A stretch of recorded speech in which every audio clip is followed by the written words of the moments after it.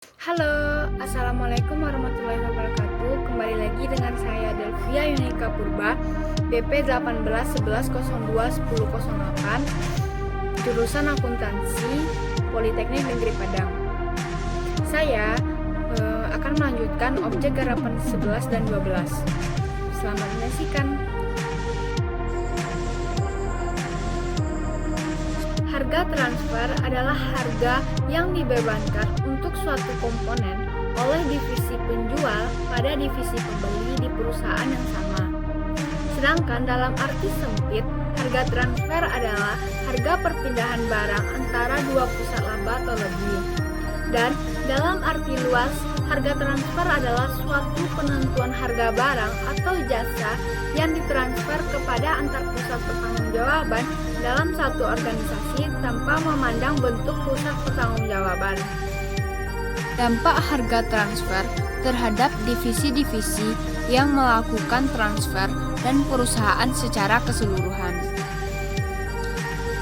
Di mana ketika satu divisi dari suatu perusahaan menjual pada divisi lain, kedua divisi tersebut dan perusahaan secara keseluruhan terkena pengaruhnya.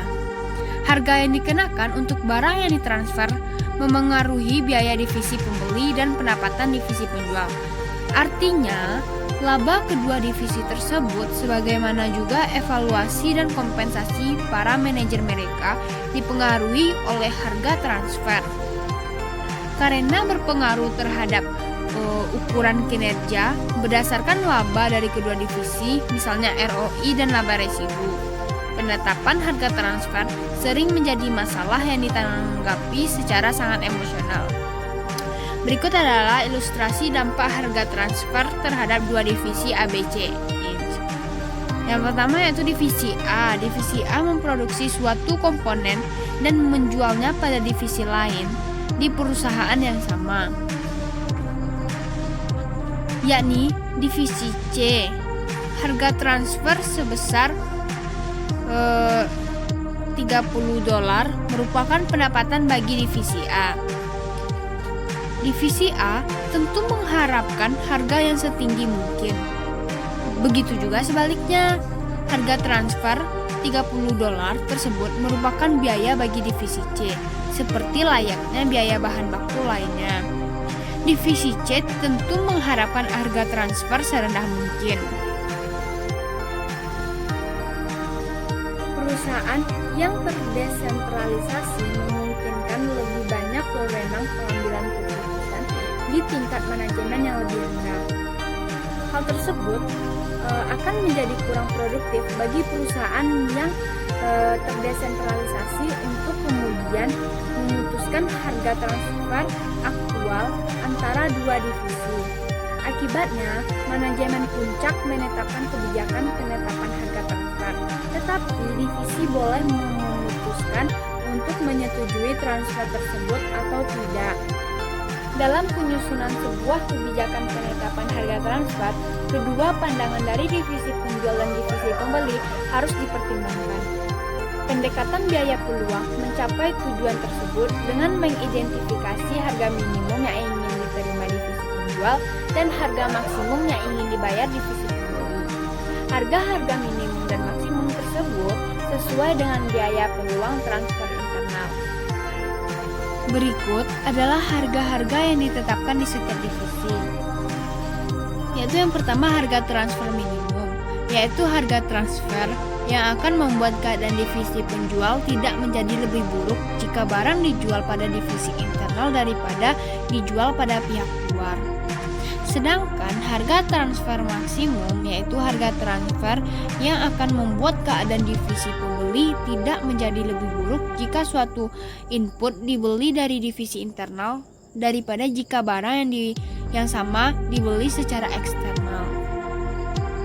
Jika terdapat pasar luar dengan persaingan sempurna untuk produk yang ditransfer, maka harga transfer yang paling sesuai adalah harga pasar. Berikut adalah penetapan harga transfer berdasarkan harga pasar. Misalkan, divisi furnitur sebagai divisi pembeli, yaitu memproduksi tempat tidur lipat, dan divisi matras sebagai divisi penjual, yaitu memproduksi matras. di mana jika matras bisa dijual kepada pembeli dari luar seharga $50 untuk satu matras, maka harga $50 ini adalah harga pasar. Divisi matras tentu tidak akan menjual matras ke divisi furnitur dengan harga kurang dari $50. Sama halnya, divisi furnitur tidak akan mau membayar lebih dari $50 per matras. Harga transfer ditetapkan dengan mudah sesuai harga pasar. Jika tersedia, harga pasar adalah pendekatan terbaik untuk penetapan harga transfer, karena divisi penjual mampu menjual produknya pada harga pasar. Transfer internal pada harga yang lebih rendah dari harga pasar akan mengakibatkan divisi tersebut merugi. Divisi pembeli yang selalu mampu membeli barang pada harga pasar mungkin juga tidak akan bersedia membayar lebih tinggi dari harga pasar untuk barang yang ditransfer secara internal. Pertanyaannya adalah, apakah kedua divisi ini akan mentransfer sesuai harga pasar? Hal itu tidak menjadi masalah karena divisi dan perusahaan akan tetap berjalan dengan baik secara keseluruhan meskipun transfer terjadi secara internal atau tidak. Akan tetapi, jika transfer terjadi, harganya akan sesuai dengan harga pasar. Apabila harga pasar luar kerat tidak tersedia, perusahaan bisa menggunakan pendekatan penetapan harga transfer berdasarkan biaya sebagai berikut, di mana divisi matras akan membebankan biaya penuh dari matras tersebut. Berikut adalah bahan baku langsung $15, tenaga kerja langsung $5, overhead variabel $3, overhead tetap $5, dan mendapatkan hasil biaya penuh atau harga transfer yaitu $28 per matras. Jadi jumlah ini akan dibayarkan ke divisi matras oleh divisi furnitur. Harga transfer ini tidak memungkinkan adanya laba untuk divisi penjual.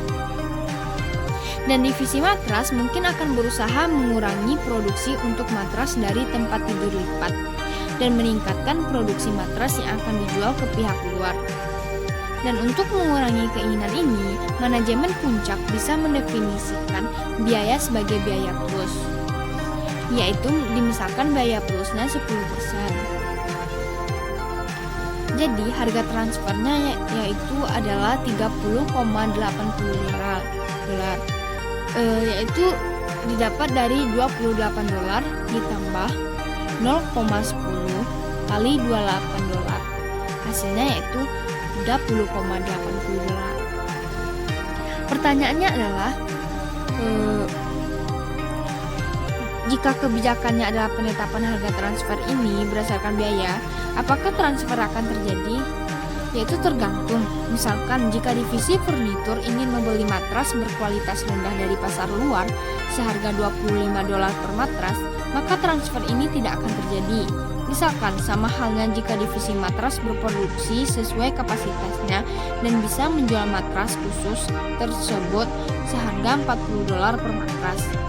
Divisi matras akan menolak untuk mentransfer matras ke divisi furnitur dan akan menjual semua yang bisa diproduksinya ke pihak luar. Apabila kondisi pasar tidak sempurna, perusahaan bisa menggunakan penetapan harga transfer yang dinegosiasikan, yaitu perusahaan untuk menghindari biaya penjualan dan distribusi, dan juga biaya yang dihemat bisa dibagi di antara dua divisi. Sebagai contohnya yaitu divisi matras dan divisi furnitur, yaitu menjual matras untuk tempat tidur lipat biasanya yaitu dijual seharga $50 dan biaya penuhnya yaitu $28, sebagaimana dengan sebelumnya yang telah dijelaskan. Dan komisi penjualan sebesar $5 umumnya dibayarkan kepada tenaga penjual. Biaya tersebut tidak perlu dikeluarkan untuk transfer internal. Dalam hal ini terdapat rentang penawaran. Rentang ini mulai dari harga transfer minimum hingga maksimum. Dan pada contoh ini, harga transfer minimum adalah $45. Didapat dari harga pasar dikurang komisi penjualan. Dan harga transfer maksimum $50, yaitu didapat dari harga pasar. Pertanyaannya adalah, berapa harga transfer aktualnya? Tergantung keahlian negosiasi dari manajer divisi matras dan divisi furnitur. Setiap harga transfer yang berada di antara $45 dan $50 akan dimungkinkan. Sekian dari saya. Mohon maaf atas kekurangan. Wabillahi taufiq wal hidayah. Assalamualaikum warahmatullahi wabarakatuh. Bye bye.